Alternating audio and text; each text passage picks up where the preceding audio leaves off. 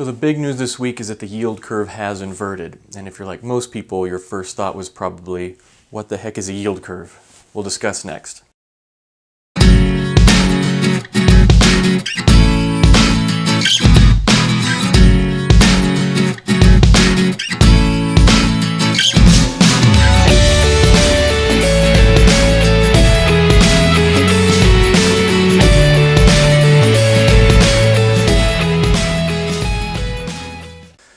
So let's simply go over what a yield curve actually is.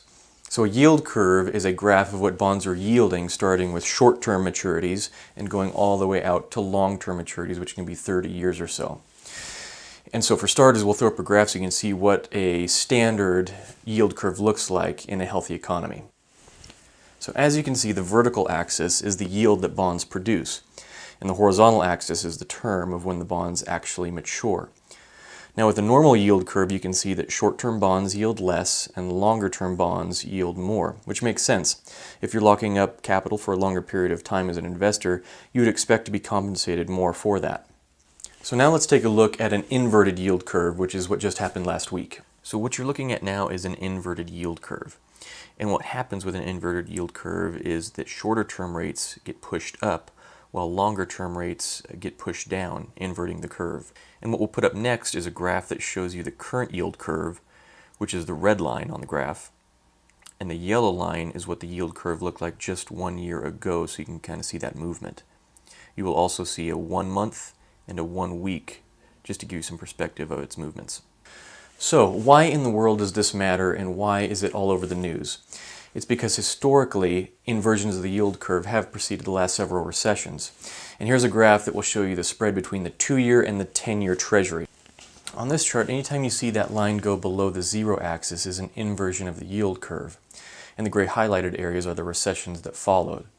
The catch is that the recession typically occurred a year or two after the inversion of the yield curve. And even then, as with most economic data, it's not a guarantee, as we have had several inversions that didn't lead to recessions. So why is this such a bad omen for our economy? Well, there are many thoughts on this, but the one that tends to resonate is what follows. And that's typically, in an economic cycle, the Federal Reserve begins raising rates to cool off the economy, which they have been doing, and which is why the short-term rates have been increasing, as shown by the yellow curve just 1 year ago. While at the same time, investors become a little bit more pessimistic about the economy and start buying longer-term bonds to protect their assets. This really ramped up in the December pullback. And more demand on longer-term bonds drives up prices, which drives the yield down. And if the Fed isn't careful, this can cool off the economy a little bit too much, and a recession follows because this inversion can constrict credit.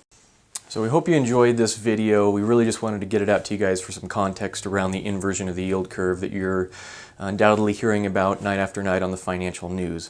And the biggest thing is just to be aware of what's going on, but don't necessarily make a big knee-jerk reaction to this data. What we would hate to see is that you abandon your investment plan, and this could be one of those scenarios where it doesn't necessarily lead to a recession. And we don't want you to be on the sidelines for that. We want you to stick with your well-thought-out investment plan that's tailored to your goals, your financial needs, and your plan, so you can stick with that through the thick and the thin. So take care. We'll see you next time.